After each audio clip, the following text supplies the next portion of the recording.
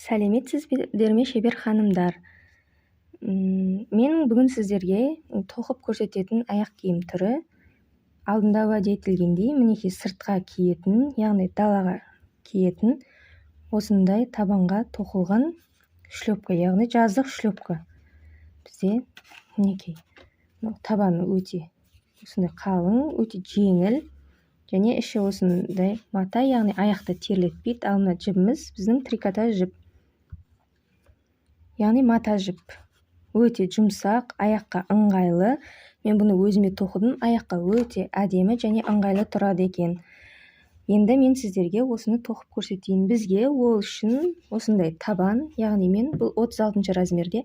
Бұл табан мінекей мына жері өз биік көтеріліп қойған. Осы жерде анықтап қарасаңыздар, андай кішкентай өзі тесетін нүктелерін қойып қойған.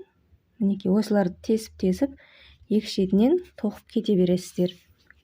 Өте ыңғайлы. Мінекей размер астында 36 размер, яғни бұл китайский табан. Және де бізге осындай трикотаж жіп, яғни мата жіп. Мінекей сіздерге көрсетейін. Міне осындай мата жіп. Бұл да тоже китайский. Және бұл 100 грамм 30 метр, яғни осындай шлепкінің бір парын тоқуға жетеді. Екі пар болады, 2 штук, яғни бір пар шлепка тоқуға жетеді. Осы 30 метрі гүлімен тоқуға. Осындай. Бұның одан кейін бізге на гүліне, яғни 20 миллиметрлік осындай жемчуг моншағы қажет. Және де екі түрлі крючок қажет. Біздің өзіміздің домашний тоқып жүрген 2 миллиметрлік крючогымыз, және де мынау 5 миллиметрлік жуан крючок қажет болады. Ал енді біз аяқ киімді бастау үшін мінекей біз мына сол жағынан, оң аяқ болсын, сол аяқ болсын, осы сол жағынан бастаймыз. Яғни мінекей мынау көрсетіліп тұрған мына жерде сәл алыстатсам анық көрінеді. Міне мына тесіктер болады. Сол тесіктерді тесіп аламыз. Яғни крючокпен өте жұмсақ, жеңіл болғандықтан крючокпен тесіледі. Мінекей өз нүктесінен тесіп аласыздар.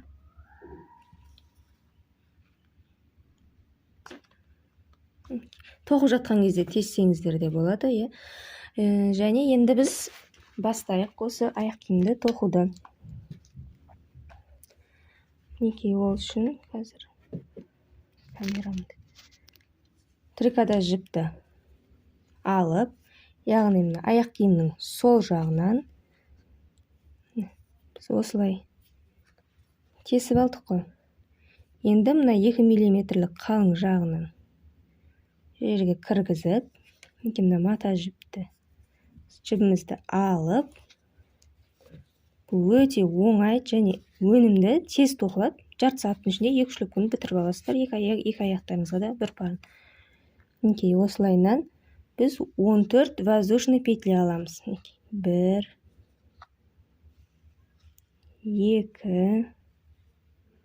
2,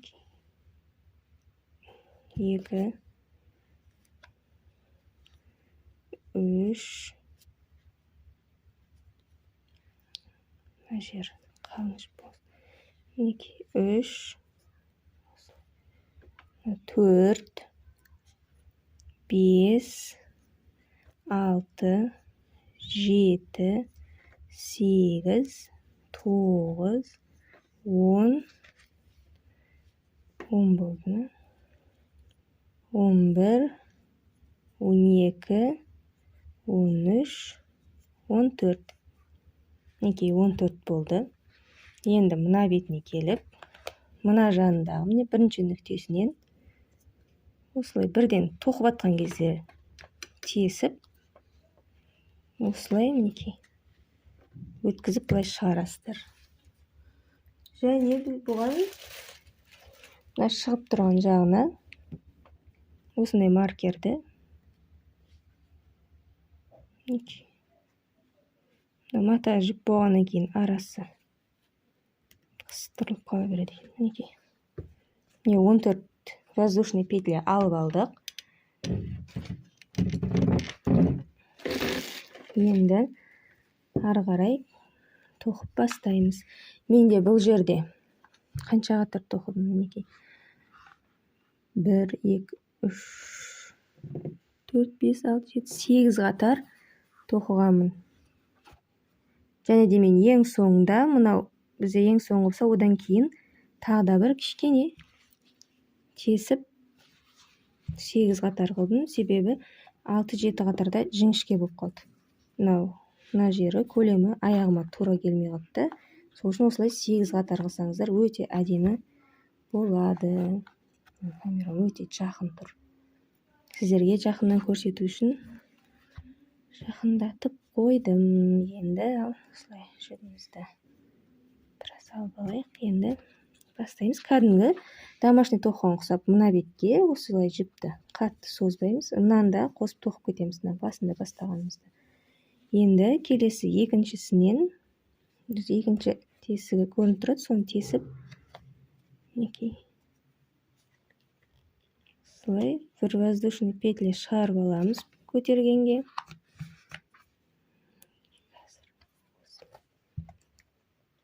Бір воздушный петля шығарамыз. Және де осылай көтереміз. Енді кәдімгі столбик без накидамен тоқылады. Бұл қатар барлығы да осы аяқ киім. Мінекей біз мына жерден бастамаймыз. Мына біріншісінен бастап столбик без накида тоқимыз. Яғни бірінші неге біздің аяқ киімге ілініп тұрған емес, одан кейінгіден екіншісі болып саналады. Сондай бастаймыз. Мінекей. 1,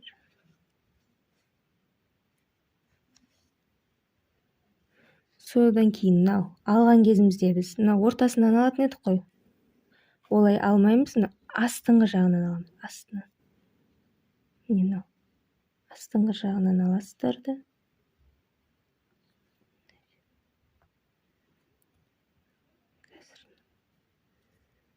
Атадан өту. Осындай.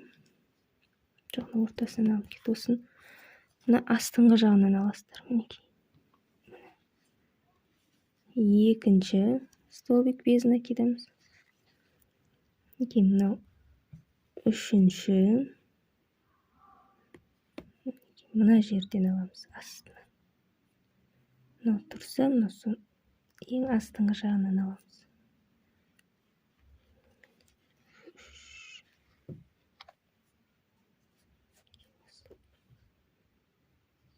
Үшінші. Үшеу болды ме? Міне енді 4. Төртінші. 5.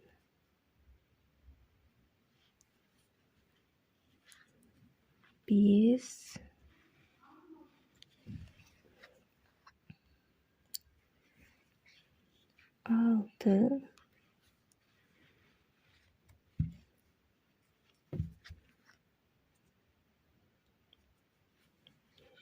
7.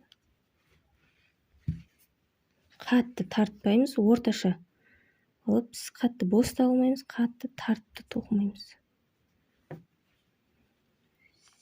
8. 9. 10. 11. 12.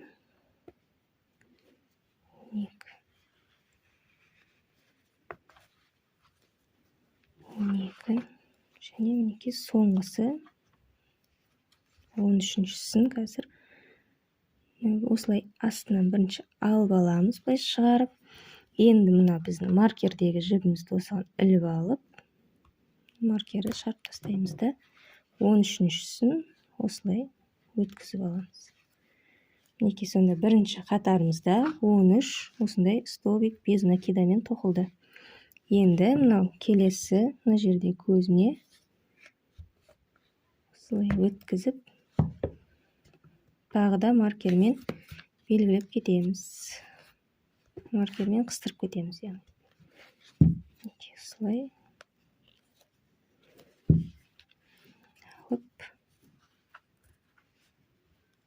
маркерге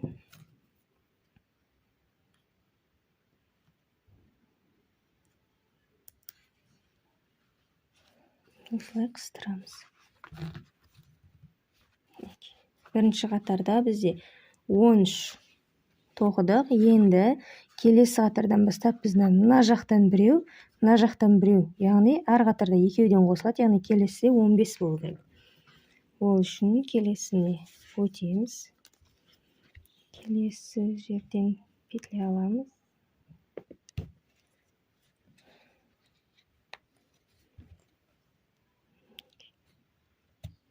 Іліп аламыз. Алдыңғыдай тура. Негізі өте оңай. Бір парын, осы бір несін 15 минутта тоқып, екеуін жарты сағатта бітіріп, өте сәнді, ешкімде жоқ. Аяғыңызға шлепкі тоқып ала аласыздар. Енді бастайтын кезде екінші қатарды мына шетінен ашық шеті тұр ғой, осы жерден біреу аламыз. Осы шетінен біреу. Енді келесі мына воздушный петляны жоғар жағында тоқитын жері болады, мына өздерінің көздері, яғни тесіктері, содан алып отырып тоқимыз. Екеу болды екен. Шетінен біреу алдық, яғни бұл біздің қосқанымыз көбейтілу керек, сәл еткен. Егер сіздер аяқтарыңыздың подъем үлкен болса, бастағанда 14 петля емес, 15-16 қылып бастай берулеріңізге болады.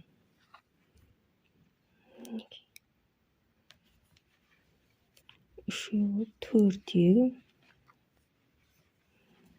бесеу, алтау. Мына трикотаж жіп өте қолға жағымды, тоқсаң тоқығың келе береді. Аяққа да солай өте әдемі тұрады, аяқты терлетпейді.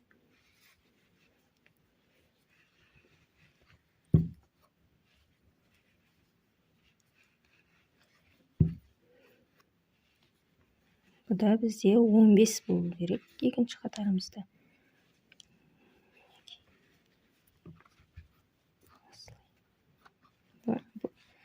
Тоқылған сайын артқа қарай сәл тартылып жылжиды.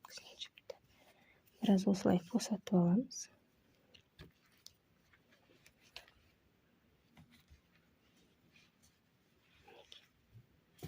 Сондай өте әдемі узор.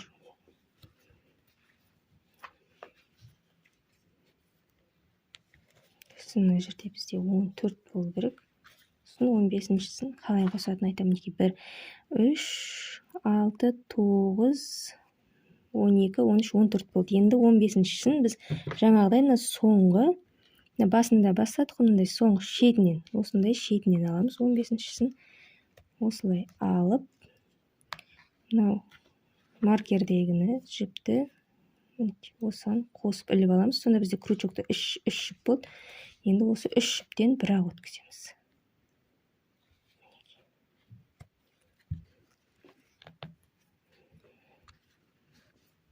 Осылай. Енді келесі көзіне бекітіп кетеміз, яғни бітіріп.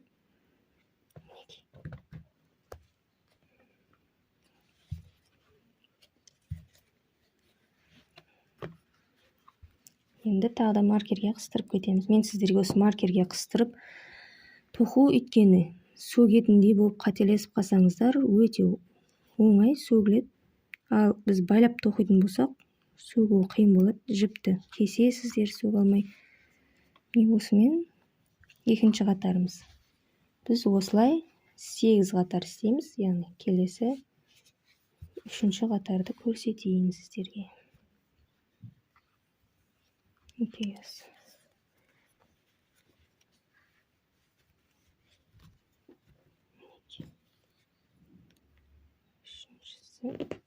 Негізі алдын ала тесіп алсаңыздар да болады өздеріңізге, мен сіздерге көрсету үшін осылай тоқып отырмын.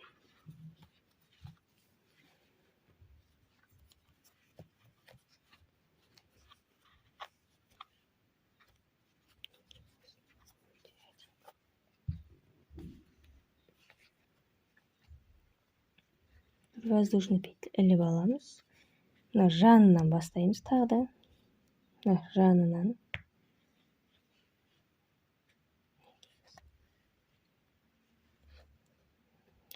біреу алып аламыз. Одан кейін әр мына көзден, қасындағы көзден алып кете береміз. Сондай столбик без накида. Осылай алып кете береміз.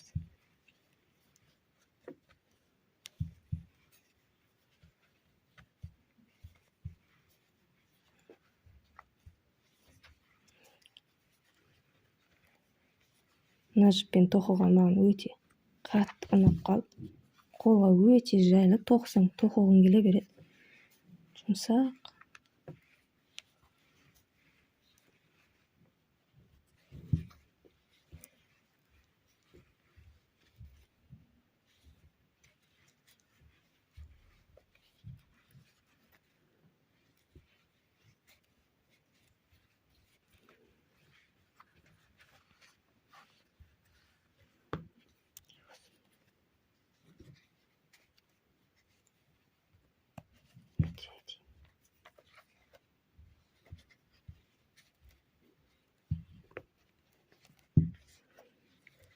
Және бітіретін кезде тағы бір жіп қосамыз. Яғни мына жанынан бос тұрған жерінен бір алып, және ол кезде мына маркердегі жіпті ұмытпаймыз.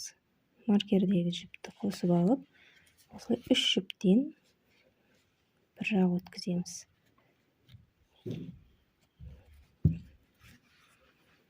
Бұны қолына бірінші рет крючок ұстаған адамның өзі де тоқып кете береді. Воздушный петлямен столбик без накиданы білсеңіздер болды. Тоқып кете бересіздер.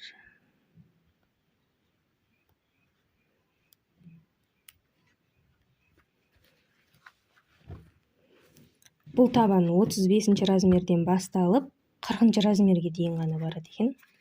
Одан үлкені де, кішісі де жоқ екен бұл размерлер. Бұл аяқ киімнің осы табанның размеріне. Енді 4-ші қатар. Көз көрініп тұр.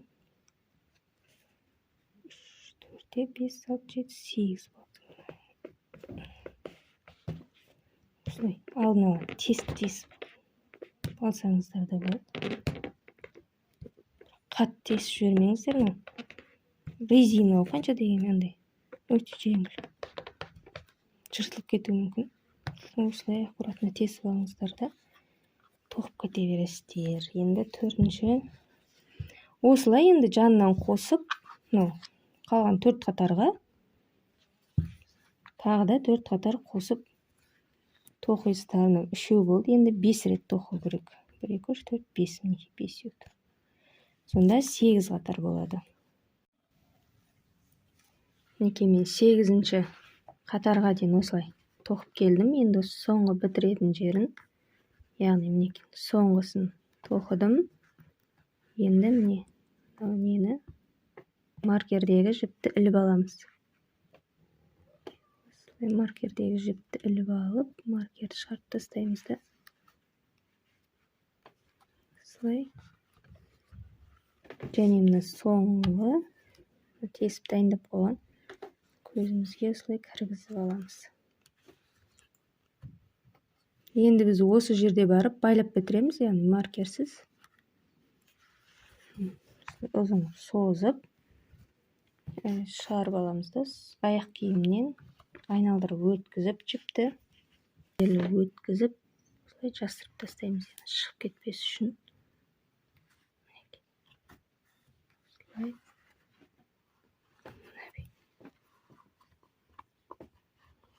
Мына көздердің арасына мынадан өткен болса, енді мына көздің арасына осылай ары-бері өткізіп 3-4 мәрте осылай қайталаймыз, яғни ары-бері өткізіп, содан кейін артығын қырқып тастай саламыз.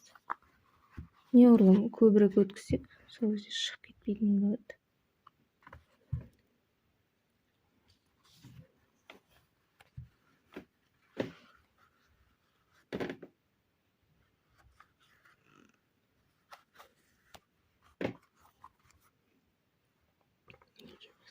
Өте әдемі.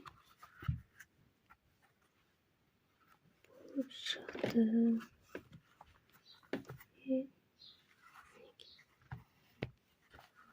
Енді мына жіпті қырып тастаймыз.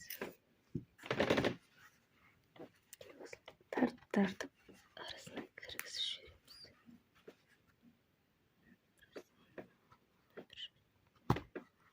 Қатты қысып тұрады мына жерге кіргізіп. Мінекей, аяқ киім дайын. Енді біз бұның бетіндегі гүлін тоқитын боламыз. Мен өзім киіп жүріп көрдім. Өте ыңғайлы, өте жеңіл. Тоқып сатсаңыз да ұялмай сатасыз. Өте әдемі болып шықты.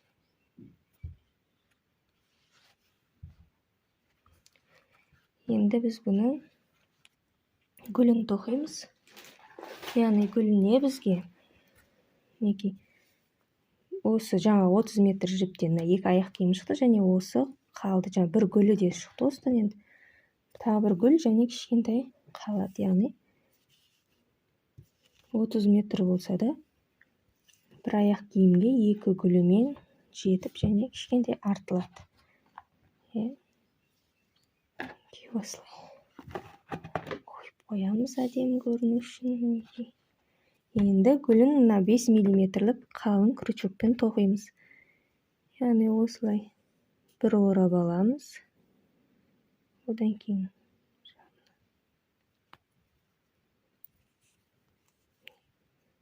енді алып бір воздушный петля шығарамыз да. Одан кейін осы жаңа шеңбердің ішінен 10 столбик без накида тоқимыз. 1, 2, 3, 4, 5, 6, 7, 8, 9, 10. Енді мына қысқа жағын тартып, осылай ортасын жиырып аламыз. Енді мына бастаған жердегі бірінші іліп алған воздушный петляға мына жеріне іліп, осылай соединительный петлямен бітіреміз. Енді екінші қатарына бізде екінші қатарын 4 воздушный петлямен бастаймыз. 1, 2, 3, 4. Осылай 4 воздушный петля. Енді крючок осылай жіпті орап аламыз. Келесі мына көзінен өткізіп осылай шығарамыз. Тоқымаймыз. Осылай шығарамыз. Мінекей. Мұны ұстап тұрып, тағы да солай жасаймыз. Крючокқа жібілеміз. Ортасына кіргізіп, осылай шығарып аламыз.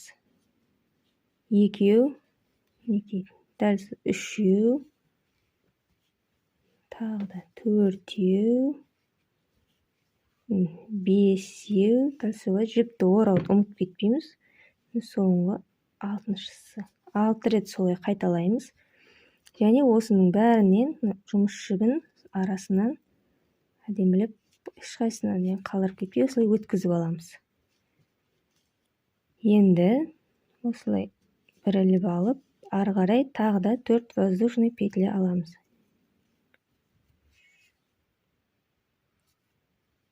3, 4. Келесі көзіне оны соединительный петлямен бітіреміз. Мінекей біздің гүліміздің бірінші лепестогы дайын. Тоқып болған соң осылай қойып тігіп шығамыз. Енді келесісін бастау үшін тағы да 4 воздушный петля аламыз. 4-те. Енді ораймыз. Келесі көзге салып, 1, 2, 6 рет аламыз осылай. 3, 4, 5, 6. Осының бәрін ортасынан шығарып,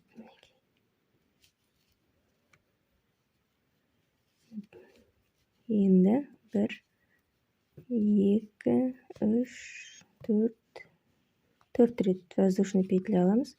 Келесі көзіне осылай соединительный петлямен бітіреміз.